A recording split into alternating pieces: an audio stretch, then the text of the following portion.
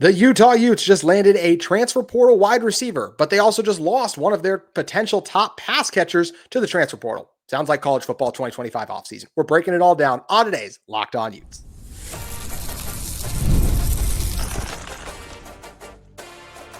You are Locked On Utes, your daily podcast on the Utah Utes. Part of the Locked On Podcast Network, your team every day.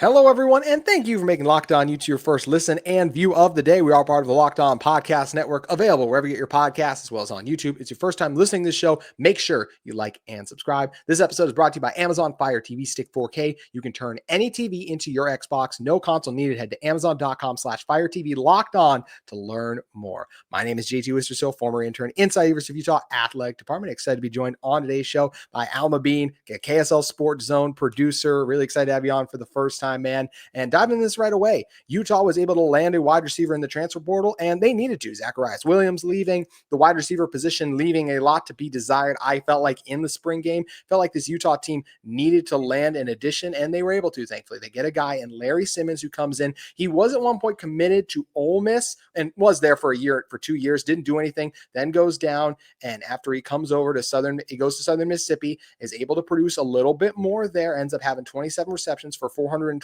yards. So a guy who produced, and at the end of the day, this is a receiver, and Utah desperately needs some. So I'm glad they got another guy who can produce, because the Williams loss was a big one. I don't know if he can necessarily if Simmons is going to fill Williams' shoes, but I'm just glad that Utah was able to add another body. Yeah, then they're very big shoes to fill. And like you mentioned, there's just a huge gaping hole at the wide receiver position. I mean, Utah lost, if I'm not mistaken, 10 different receivers just since the final game against UCF. And as far as incoming receivers, outside of having Larry Simmons, there's only been like 4 or 5 that have been coming in outside of him. So Utah definitely needs to bring in more talent, because they're going to have a lot of guys that haven't had a lot of live reps.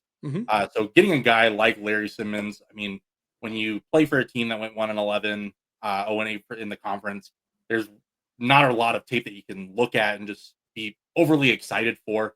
But if you look at his tape from his game on September 7th against Southeast Louisiana, he had 5 receptions, 100 receiving yards, and he actually had a 49-yard catch in that game.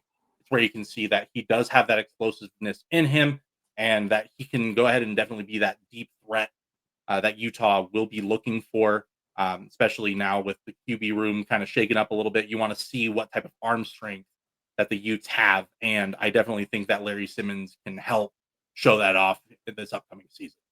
That's the hope. I think what's interesting about Utah's spring game, because I'm thinking about from the receivers we saw, they struggle to separate, which is concerning, but also Utah's really good DBs, so maybe it's not alarming, but it also is just another example of, I don't know how good this receiving room is going to be. It feels like Utah is going to really be relying on Devin Dampier's legs again, and the offensive line and the run game will be the biggest thing. But as for like who the receivers are right now, I do think Otto T is probably still a starter on the outside. I didn't love his spring game. I thought he was inconsistent, so I'm curious to see what type of year he has. I actually feel really good about Utah's guys they have in the slot right now. Ryan Davis has the connection with Dampier last year, putting up good numbers down in New Mexico together. Then you look at Creed Whitmore. I thought he flashed some nice things too, but then is it a Justin Stevenson? Is it a Zipper? Is it a guy like Simmons we just mentioned? Like, who are the other guys that step up? I still feel like, Alma, there's a lot to be decided in Utah's wide receiver room, which we were hoping to have a lot of that figured out in the spring game. And then you have the guy you think is your wide receiver 1, and he leaves.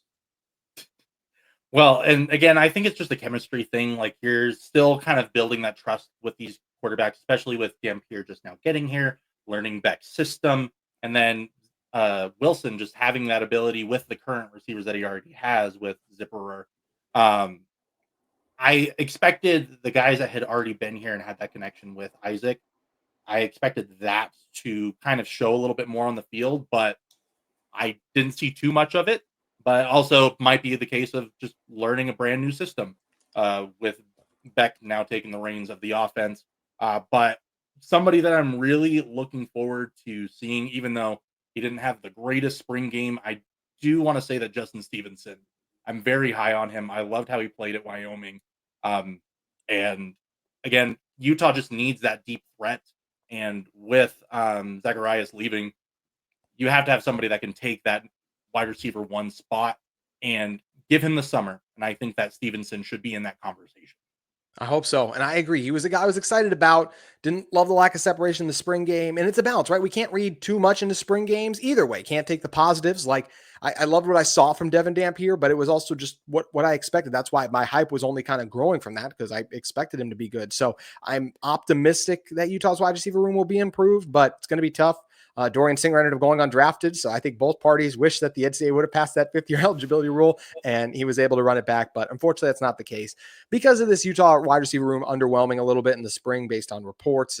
Not even reports. I mean, Kyle Whittingham said they were still kind of trying to figure things out there. Utah is also looking at McNeese State transfer wide receiver Jermichael Carter. This is a guy 6'4", 190 pounds, 37 catches, 537 yards, and 3 touchdowns last year. He has a lot of interest already in the portal, so he's going to be a tough land, but another guy who's produced, and that's what I really want. I want guys who are proven commodities, and that's where even more so than we saw Simmons do some things, but as you mentioned too, not all. It was a lot of it came in the one game as well. I feel like Utah's still looking for those guys who produced over a full season, who has that potential. But I at least like that Utah's looking at guys who have played at the collegiate level rather than just, okay, young guys with upside, because that doesn't always work out. I mean, you mentioned all the guys that left. Tayshawn Lyons is a name that hasn't been mentioned in forever on this show. It's a 4-star transfer from Washington, never cracked the field, then entered the portal, then came back, then entered the portal again. Like, there's been so many instances like that haven't worked out. I like that Utah's trying to get veterans, even though I don't know if they'll be able to land Carter. And the thing is with Carter, even though it's an exciting prospect to look at, one thing that does concern me is that when you look at his resume at McNeese, he was pretty much just a dump off guy. Like, his longest reception was 36 yards. So when you're looking at that, are you looking at a security blanket for Dampier or Wilson? Because are they just not confident in their offensive line? Are they anticipating there to be a lot of pressure from the defensive end where Dampier just has to have that quick dump off option maybe a little too consistently? So when you take that into account, that makes me a little hesitant with Jermichael Carter, but again, still very talented wide receiver, very quick off the line, especially with once the snap goes, he's very quick. I was watching a couple of highlight reels from him, and I was just surprised how quickly he was able to get off that line. But now you're moving into a completely different set of talent with Big 12 defense. So will that be able to translate going from McNeese to Utah? Yeah, that's the question. How does it translate? And there's a lot of questions still when it comes to the wide receiver room. And unfortunately, now there's some questions about one of the offensive rooms I felt great about. Tight end. Landen King entered the transfer portal. This one hurts. We're going to talk about it and who will be stepping up in one moment.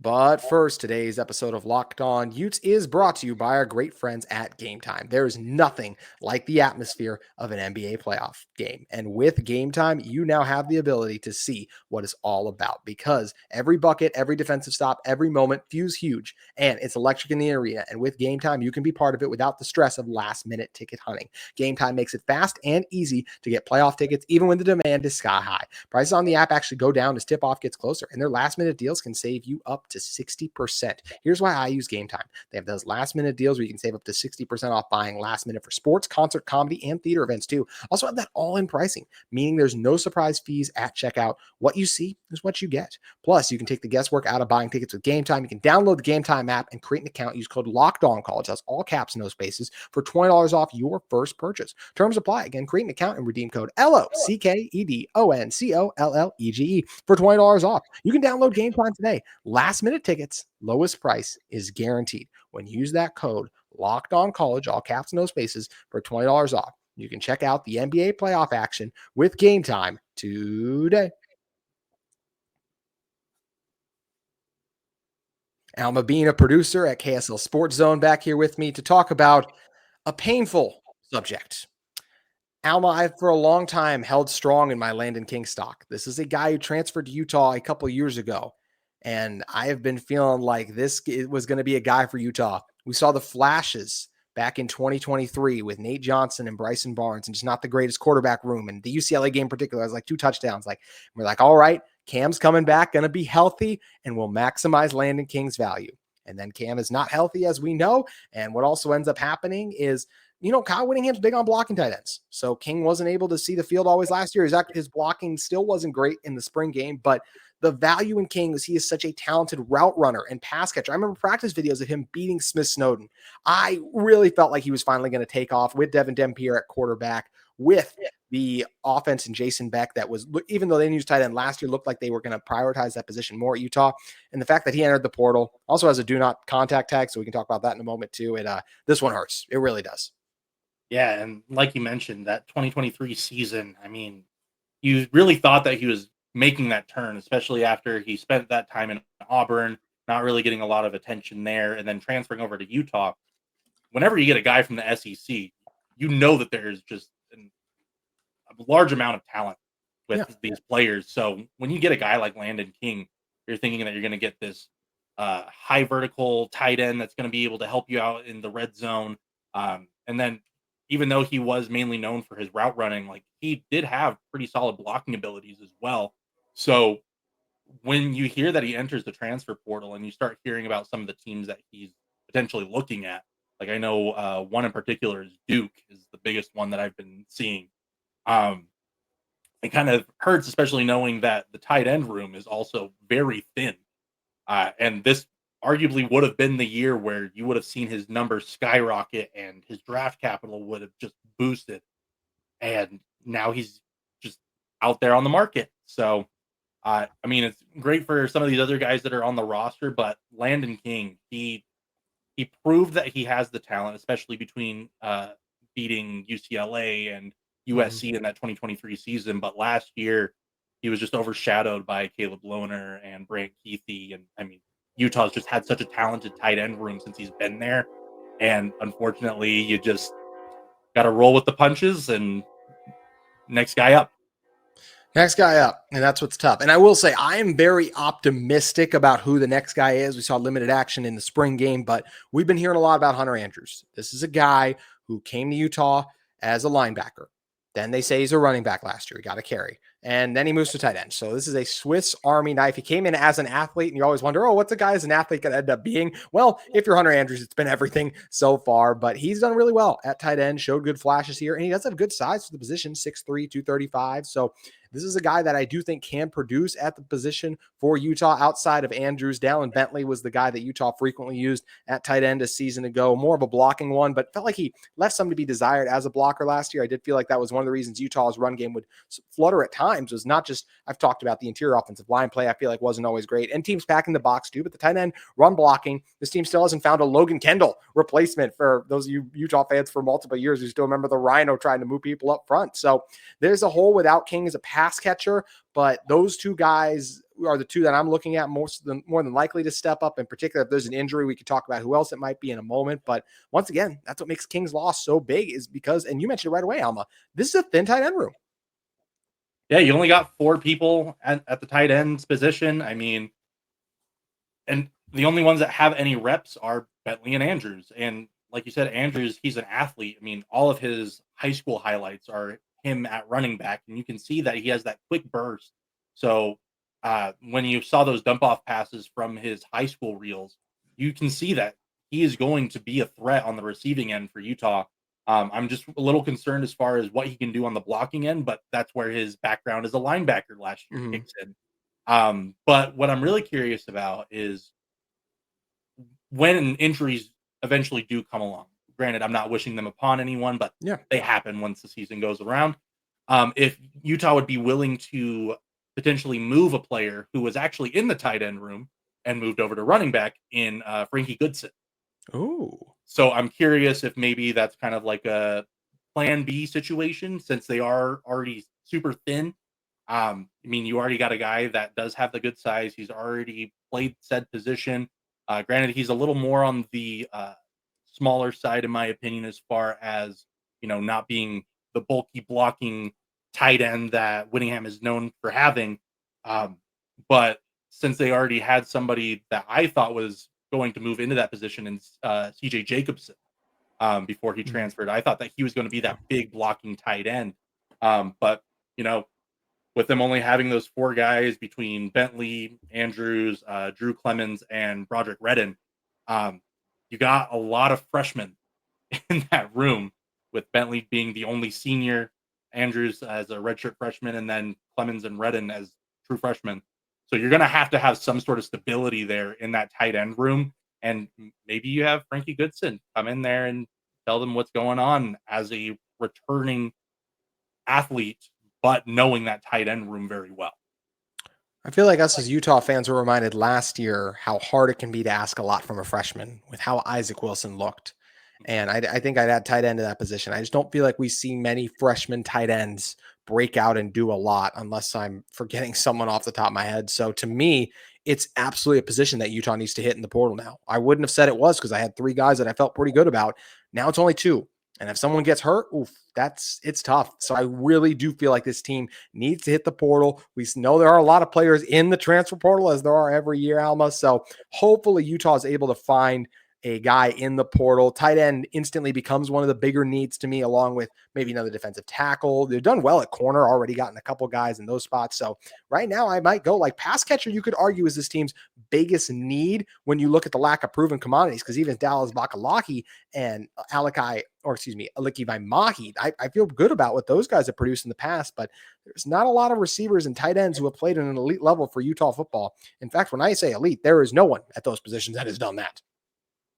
Well, and the way that the structure of their team is right now, there's a lot of communication as far as what I have heard, that you might see some people in some different positions throughout the season just because they want to experiment, see what people are capable of. But I wouldn't rule it out if you see probably a good handful of athletes on this team playing multiple positions throughout the season. And Utah's a history of that. Teo Johnson going from wide receiver to safeties worked out really well. Jaquindon Jackson, who now was at Arkansas last year, but he did it back in the day, worked wonders for him. Mickey Sugachuraga was a defensive end that Utah moved to tight end. Connor O'Toole was a tight end, and maybe even a wide receiver, but just then he became a defensive end. So Utah has a history of this, and we just talked about that's what they did with Hunter Andrews. You mentioned Frankie Goodson too. So lots of potential options here for Utah. And I'm curious to see what they did last year. John Randall Jr. too. I remember him before he entered the portal. He was a cornerback for some reason. But anyways, this Utah team is history of shaking it up, and I think that's a good thing. So King is a loss, especially for just a guy that you felt like never maximized his time at Utah. I shouldn't say maximized, because I felt like a lot of times he did what he could, but never got a fair shake with some of the quarterback play. And at times I would say mistaken with Andy Ludwig and just offensively, Utah not having him out there more frequently. I still remember Alma, the Landen King pass against Colorado where Isaac Wilson overthrows him, and he's the only one in the shot. That one will live on in infamy, unfortunately, and there's a lot of other ones like that. Yeah, and especially if you're just going to talk about last season, there were a lot of glimpses that made Utes fans super excited for what is to come, but none of it was able to land last season. So that's what you're just hoping that the spring game was able to show you, hopefully a better view of what those glimpses that fans saw last season. I do believe that fans will be a lot, what's the word? I think that they'll be more intrigued by this team this year than they were last year, because there is more stability on the offensive side and there is more communication across the board rather than centralized focuses. From what I've said say that one more time. From what I've seen.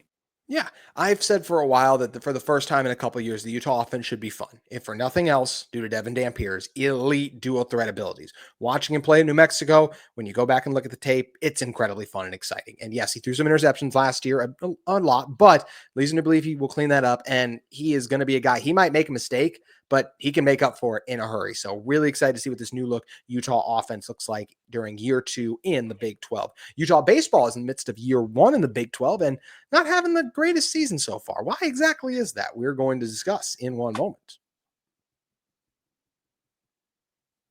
Today's show is brought to you by our friends at FanDuel Sportsbook. The NBA playoffs are almost here, and FanDuel is giving new customers an incredible way to get in on the action. Right now, when you join FanDuel and place your first $5 bet, you'll get $250 in bonus bets if your bet wins. I love how FanDuel makes betting so easy, whether it's picking my favorite team or diving into player props. From three-pointers to steals to assists, FanDuel has so many ways to bet your favorite player props. Plus, after the game tips off, you can even combine live prop bets into same-game parlay for a chance to win big. Don't miss out. Head to FanDuel.com and claim your 250 in bonus bets today. The NBA playoffs have been exceptional. So much fun to watch.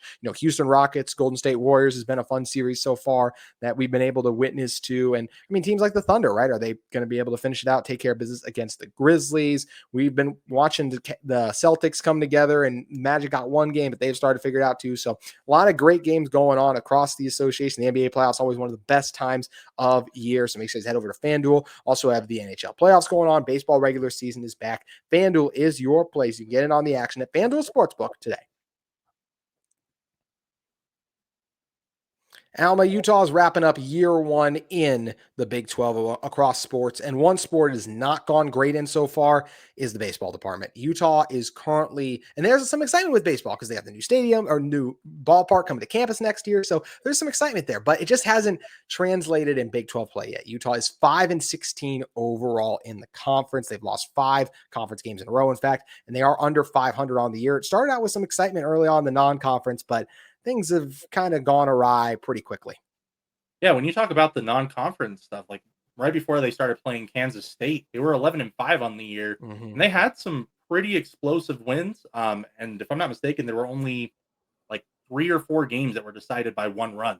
So Utah showed that they have that competitiveness. But once they got into Big 12 play, it just was all downhill from there. Like when they played Kansas State, they lost all 3 games. And they lost by an average of like 11-3, if I'm not mistaken. Like, so it wasn't that. And that's your first conference series right there. Yeah, first conference series. You want to start off hot and show the conference like this is why you wanted us in here.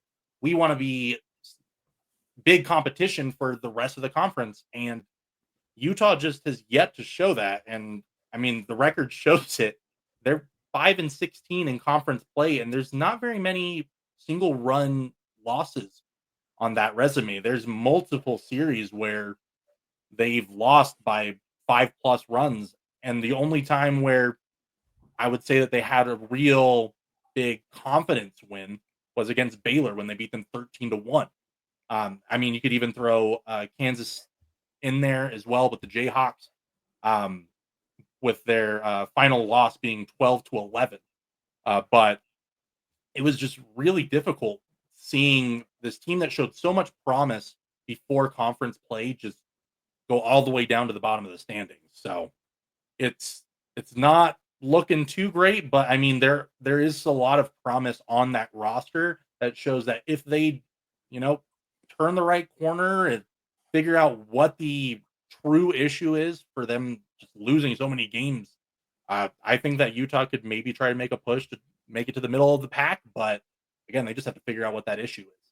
They've played 7 conference series so far, only won 2 of them. One of them was against BYU, so positive. The other one against Oklahoma State, and we just mentioned how non-competitive some of the games have been too. So that's like some of the Kansas games in the series you just wrapped up. Like it's disappointing to see how those types of games shook out too. What's also really interesting about this is the softball team is also not doing well at Utah this year. It's a softball team that's made some NCAA tournament berths, had some fun moments. When you look at how Utah softball is, they're 13-36 on the season, just 5-16 in conference play. They are second from the bottom there too. So is this an overall bigger issue? I don't think so. I think it's more so just a down year. And because even you could look at it like, hey, Arizona and Arizona State, they're better. Like they're right there in the thick of it in the conference, and they have had better baseball and baseball programs in the past. So I don't think it's a bigger issue for Utah right now, but I will say I definitely think Utah baseball was never among the best in the Pac-12 overall. I think Utah getting their own baseball stadium is going to help with this, having it be on campus, having it be more of an experience. As great as it's been at Smith's Ballpark, just having something that is your own on campus, I do feel like will help recruiting efforts and help Utah baseball get back in the right direction, because I don't think this team is going to stay at the bottom of the Big 12 forever. Yeah, and again, like you said, I just think it's a down year. There's so many different factors that have gone into this team. Again, like you mentioned, getting a new ballpark, and then moving into a brand new conference. It's just larger factors that I think might be on some players' mind. They'll probably say that it's not, but you're looking forward to what this team can bring. And that ballpark is going to be that first step, because even though Smith's Ballpark is right down the road from the university, traveling for a college student, even though it's not that far, could be the reason why they may not go to a game. So if you put that onto the University of Utah's grounds, you're going to get more of a fan base. You're going to see people coming out to more games, and it's actually going to feel like a home game rather than whoever trickles into Smith's ballpark. So I wouldn't read too much into it. If it happens again next year, start diving in a little bit Yeah. further. Even with softball too, because Utah's always been a very dominant team, especially when they were in the Pac-12. So to see them struggling, you're just like, you know what? Everyone else is doing a lot better than we are, and we just have to look forward to next year. Keep on battling through, so we know what we need to work on in the off season. But right now, put in the work, you'll be rewarded. That's the hope. That's the hope. And you mentioned too, Alma, that you're optimistic about some of the individuals on Utah baseball. Who are those players that you feel like could be part of this team eventually turning around? Whether it be late this year, making a run doesn't feel likely, but especially next year. Well, Corey Jackson and Caden Carpenter, those are like the two names that really come out for me, just because they're big on the home runs. You're just looking at their batting averages, and it's pretty much every other time they're up to bat, they're going to end up on base. So when you see those guys really leading this team, it becomes infectious for everybody. So when you see them leading this team that way, all you can do is just hope that everybody will read into it the same way that these guys are, because they're really showing that Utah culture and what this baseball team really wants to be. So once that happens, I think everybody else will just fall in line. But again, they're facing some much better talent than what they were used to. And the Big 12, it's not for the weak. So you gotta get with the program.